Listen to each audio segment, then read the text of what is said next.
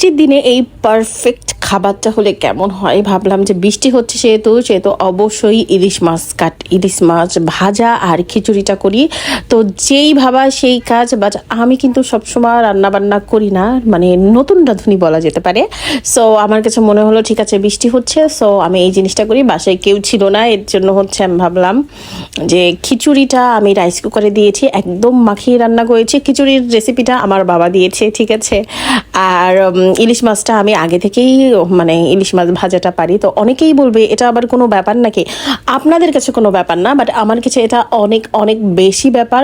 আর যারা হচ্ছে আমার মতো নতুন নতুন রান্নাবান্না শিখতেছেন তাদের কাছে তো আরও বেশি আর কি ব্যাপার। তো যাই হোক, এখানে খিচুড়ি নিয়েছি আর সাথে 2 পিস ইলিশ মাছ আর সাথে আচার ছিল। এই জিনিসটা মানে বৃষ্টির দিনে পারফেক্ট একটা খাবার।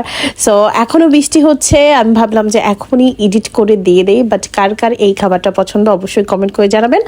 আর অনেকেই হচ্ছে হ্যাঁ এগুলো রান্না আবার কোনো ব্যাপার নাকি, তাদের থেকে বলে দেয় আমি ছোট্ট রান্না করলেও আমার ফ্যামিলির কাছে সেই জিনিসটা স্পেশাল হয়ে থাকে। টাটা।